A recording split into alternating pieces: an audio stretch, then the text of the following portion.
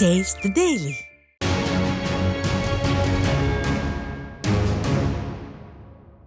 சென்னை சூளைமேடு பகுதியில் கடந்த 1ஆம் தேதி மூடப்படாத மழைநீர் வடிகால்வாயில் விழுந்து தீபா என்ற பெண் உயிரிழந்த செய்தி அதிர்ச்சி அளிப்பதாக கழக பொதுச் செயலாளர் எடப்பாடி கே பழனிசாமி வேதனை தெரிவித்துள்ளார். இது தொடர்பாக அவர் வெளியிட்டுள்ள அறிக்கையில், பணி முடிந்து வடிகால்வாயை மூட அப்பகுதி மக்கள் பல மாதங்களாக தொடர்ந்து கோரிக்கை விடுத்தும் ஸ்டாலின் அரசு அக்கறையின்றி நடவடிக்கை எடுக்காததால் உயிர் பலி நிகழ்ந்திருப்பதாக குற்றம் சாட்டியுள்ளார். மேலும் உடற்கூராய்வு அறிக்கையில் உயிரிழந்த பெண் அரை மணி நேரமாக உயிருக்கு போராடியதாக வரும் தகவல் பதைப்பதைக்க வைப்பதாக தெரிவித்துள்ள கழக பொதுச் செயலாளர் எடப்பாடி கே பழனிசாமி, 95%, 97% மழைநீர் வடிகால் பணிகள் முடிந்துவிட்டன என்று 4½ ஆண்டுகளாக சதவீத கணக்கு போட்ட பொம்மை முதல்வர், அரசின் அமைச்சர்கள் மற்றும் சென்னை மேயர் ஆகியோர் தற்போது நிகழ்ந்த உயிரிழப்புக்கு என்ன பதிலளிப்பார்கள் என்றும் கேள்வி எழுப்பியுள்ளார்.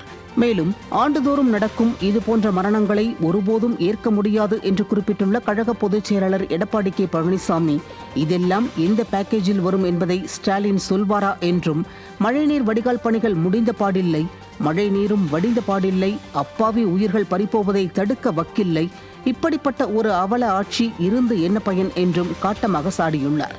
தீபா உயிரிழப்புக்கு ஸ்டாலின் மாடல் திமுக அரசு முழு பொறுப்பேற்று அவரது குடும்பத்திற்கு உரிய நிவாரணம் வழங்குவதோடு இனியாவது பாதுகாப்பு நெறிமுறைகளோடு மழைநீர் வடிகால் பணிகளை மேற்கொள்ள வேண்டும் என்றும் ஸ்டாலின் மாடல் திமுக அரசை கழக பொதுச் செயலாளர் எடப்பாடி கே பழனிசாமி வலியுறுத்தியுள்ளார்.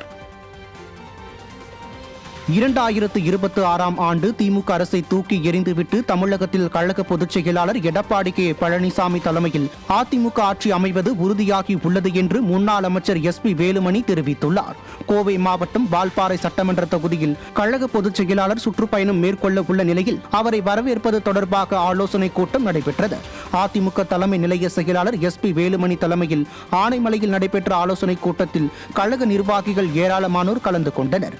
அப்போது உரையாற்றிய SP வேலுமணி, அதிமுக ஆட்சி அமைந்தவுடன் வால்பாறை ஆனைமலை பகுதிக்கு அனைத்து நலத்திட்டங்கள் கண்டிப்பாக வந்து சேரும் என்று தெரிவித்தார்.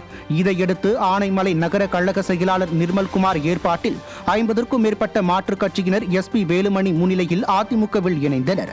இந்த கூட்டத்தில் கிணத்துக்கடவு சட்டமன்ற உறுப்பினர் தாமோதரன், வால்பாறை முன்னாள் சட்டமன்ற உறுப்பினர் கஸ்தூரி பாசு, ஆனைமலை ஒன்றிய செயலாளர்கள் கார்த்திக் அப்புசாமி, பிரகதீஷ் மற்றும் கழக நிர்வாகிகள் ஏராளமானோர் கலந்து கொண்டனர். முன்னதாக ஆலோசனை கூட்டத்திற்கு வருகை தந்த அதிமுக தலைமை நிலைய செயலாளர் SP வேலுமணிக்கு சால்வை, மாலை அணிவித்து கழக நிர்வாகிகள் உற்சாக வரவேற்பு அளித்தனர்.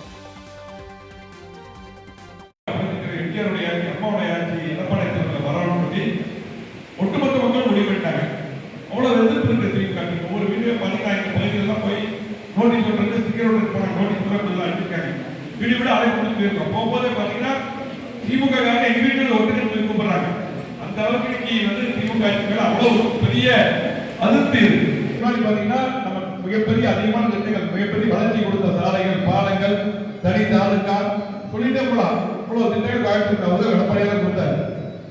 அந்த திட்டங்கள் எல்லாம் நான் எதுவுமே எனக்கு கிளப்ப போட்டாங்க.